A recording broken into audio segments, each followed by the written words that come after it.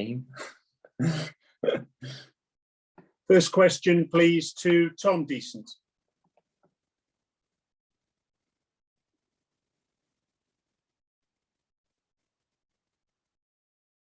Tom, are you there?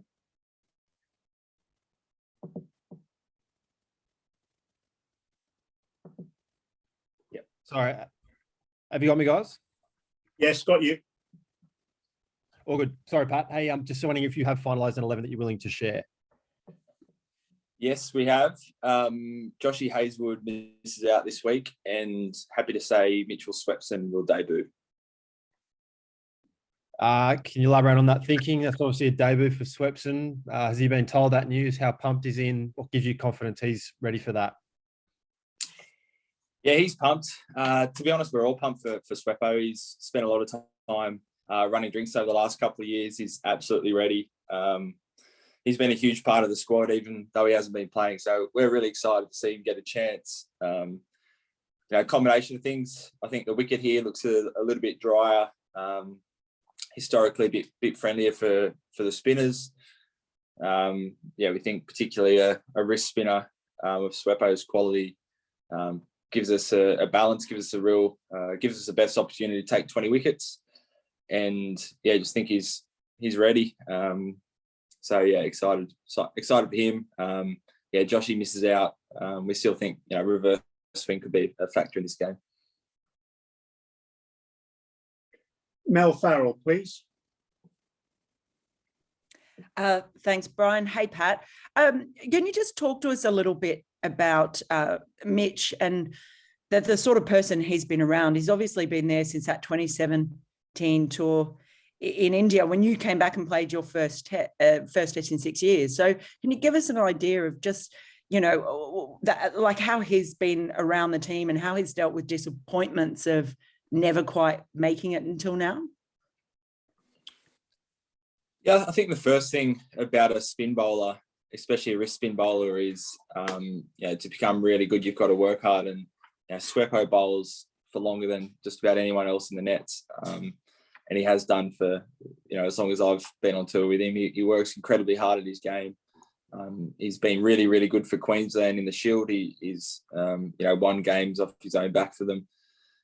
Even in the most recent T20 World Cup, he didn't play, but he was a huge part of the 15-man squad over there. So he's just a really good presence, really positive, hard worker, good fun to be around. And in terms of his cricket, just high quality. I think he's always improving, and just feel like he's absolutely ready to go. Andrew McGlashan, please. Thanks, Brian. Hey, Pat, just to change tack slightly from the bowling, just onto the batting, your top order had 4 guys get to 50 and then Cam got to 48 as well last week. How important will it be, not just with an eye on this test, but the subcontinent cricket you have over the next 12 months, that when guys get in, they really make it count with sort of the 150 plus scores? Yeah, spot on. Yeah, we spoke about that after the game. There's some really good positives from the batting group to get high 400s, but I think spot on. Over here, it's if you get yourself in, you've got to try and capitalise. And I think even last week, if we're being really, really critical, we might have missed a chance where we could have put a good lead ahead and maybe had a chance to bowl on day 5 with a bit of a lead, and that's us tail enders as well. So they've been really working hard the last couple of days of training. I think this wicket will provide a couple more questions, and they're up for it. So full confidence. Cheers, Pat. David Mark, please. Pat, I'm just wondering, what did you learn from the first test, and what improvements do you want to make for the second test?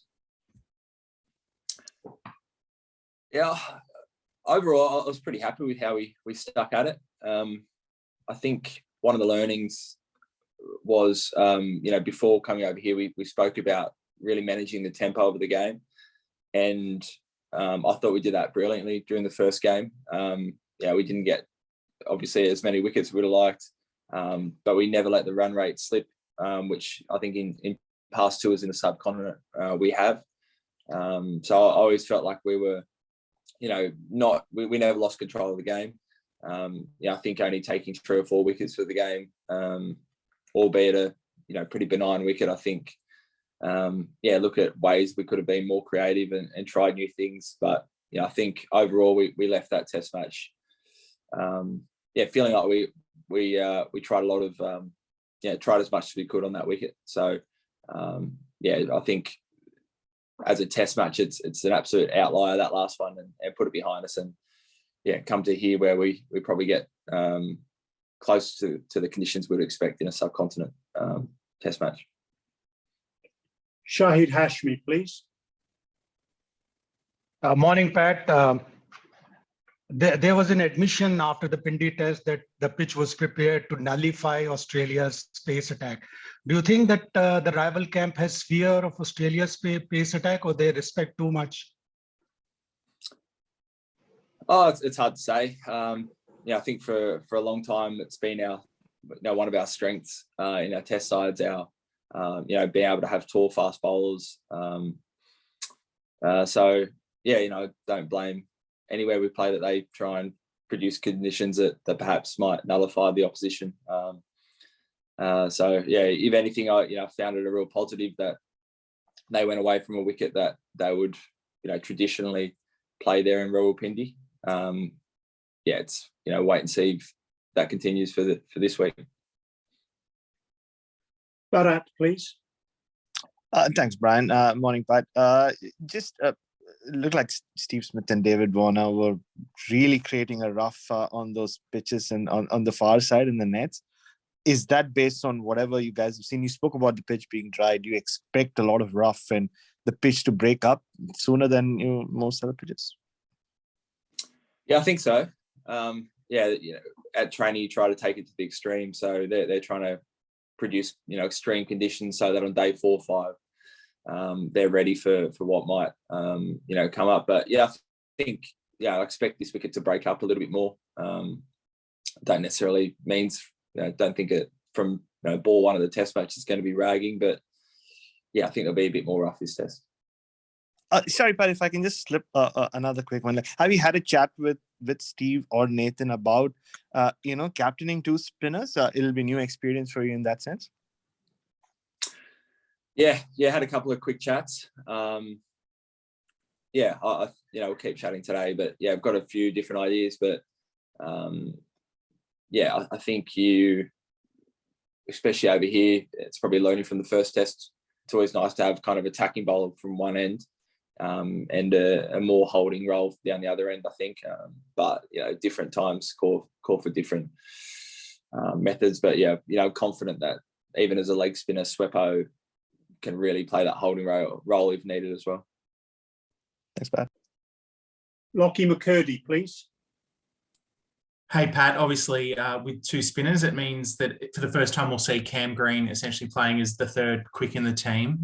What sort of role, or what did you like about the role he played in the first Test in Rawalpindi, and what do you want to see from him as sort of the 3rd seamer, and how do you think you'll use him in this Test? It's I was really happy with how he went in the first Test. He's still that's his first Test match in subcontinent conditions, probably first Test match with a reversing ball. These conditions, even if you play a lot of Shield cricket, you might never experience. So I thought he finished the Test learning more than he'd known at the start of the Test. I think as a 5th bowling option here particularly, might be more of a holding role, but if the ball starts reversing, he bowls 140 kilometres, so he could be a real asset then as well. Faizan Lakhani, please. Yes, Pat. It's been now that over 2 weeks that you guys are in Pakistan. What you had in your mind before coming to Pakistan, and what is your message to your colleagues now after spending over 2 weeks in this country? It's been great. It's been a great tour. We've thoroughly enjoyed it. Us playing group. We were really well looked after in Islamabad, and it's the same here in Karachi. Really nice hotel, good food, well looked after, and every time we leave the hotel to go to the ground, I think it hits home how lucky we are to be, so well looked after, all the locals. Literally stop what they're doing to I guess get us to the stadium, which is it doesn't go unnoticed. We're really thankful for the lengths that everyone's gone to here to make this test series happen. So we've loved it. Can't wait for the next 2 tests. It's a really special series. Andrew Ramsey, please. Thanks, Brian. Hi, Pat. You mentioned you thought reverse swing will play a role here. I assume that's because of the sort of fairly well-trafficked centre wicket area. Did you see enough in the hints you got of it at the test of Rawalpindi to think your guys have got it pretty much under control as much as you can? Yeah, I think it'll be a bigger factor here. As you said, the square's a lot drier. Even with rain around in Rawalpindi, I think the ball got quite soft and damp at times. So I think it'll be a much bigger factor here and probably pretty early on as well. I think even day one, I wouldn't be surprised if you see it reversing. And I was happy. We kept talking about it throughout the game, trying to find our ball maintenance, way to try and keep it dry and keep it swinging. And Starkey and I've both played a lot of cricket with reversing balls, so I feel like we're ready to go. Eddie Summerfield, please. Yeah, g'day, Pat. Thanks for your time today. One, firstly, about yourself. How are you feeling? There were a few reports around yesterday that you left training early. And secondly, how's the rest of the group feeling? Pretty short turnaround between first and second tests. Yeah, no, I'm 100%. I didn't leave training early. Everyone's fine. We've got a full contingent to select from. We managed, especially the fast bowlers, through that second innings in the first test, knowing that it was a short turnaround. So now we're all absolutely ready to go. Mia Ali, please. Hi, Pat. Good morning. Numan Ali was really good on that benign Rawalpindi wicket, but this time it's going to be drier here in Karachi, as you mentioned. How have you guys planned to tackle his left arm spin? And do you expect Pakistani spinners to be a threat in this one?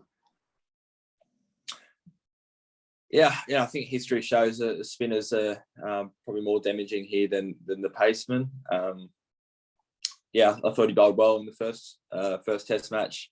But equally, I thought our batters had their plans and played really well. I think quite a few of those wickets were probably non-traditional ways that our batters got out. So I think that's a big tick for their game plan. But it's going to have to be super tight if this does spin as much as perhaps we think. Got 4 more questions now. Huzaifa Khan, Mohammed Akram Khan, Bader Uzzaman, and also David Mark. So first of all, Huzaifa Khan, please. Okay, thanks, Brian. Good morning, Pat. Pat, we have seen Steve Smith bowling in the nets for a long time yesterday. So are we going to see him more bowling at a more regular bowler in the Karachi test? I wouldn't bank on that. Especially with Swepson in, but he's certainly an option. Mohammed Akram Khan, please. Hi, Pat. Pat, there is a great debate regarding Rawalpindi dead pitch, but Noman Ali has shown his class, what he has done with his bowling. So I expect there is a solid spin track in Karachi. So what's your plan against Noman Ali and Sajid Khan?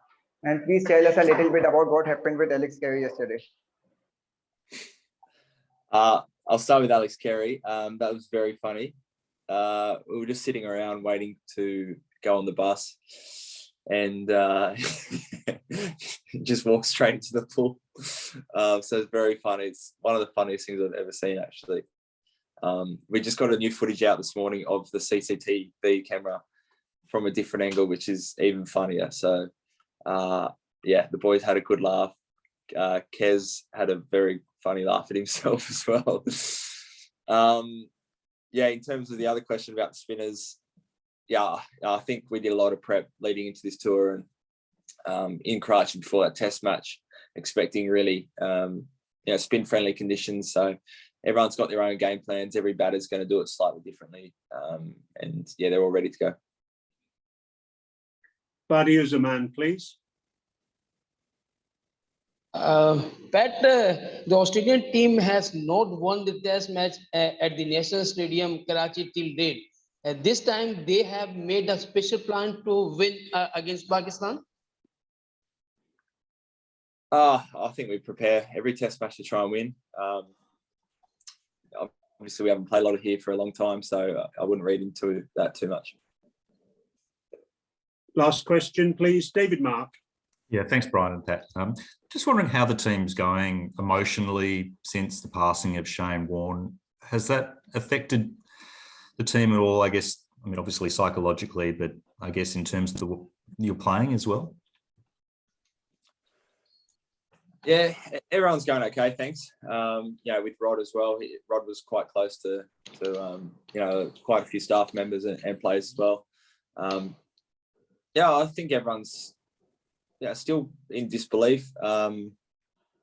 But we've shared a lot of stories. Especially with Warney, he was the hero to a lot of our players growing up. He's still one of our favourite ever cricketers. I think it's quite special that someone like Mitchell Swepson is going to debut tomorrow as a leg spinner who grew up trying to replicate Warney. But everyone's getting around each other. I think it hits home. These kind of moments gives everyone moments of clarity and perspective. And I think if anything, the way he played was a pretty good blueprint for every player that wants to be part of test wins and win the game for their team. So if anything, a few of those stories has hit home and invigorated a lot of the players. Just has it been, I guess, I know Warne worked with Swepson. Has it been particularly poignant for him, the fact that he's been selected now? I don't know. I haven't spoken to Sweppo particularly about that, but I think all spinners have a closer affinity. I know Nathan Lyon had got a lot of value off Shane Warne. Even Fawad Ahmed, who's here as a consultant, worked a lot with Warney. So I think the common theme is everyone seems to have a story or two about Warney. Okay. Thanks very much. Thank you, everyone. Take care, and thank you, Pat. days.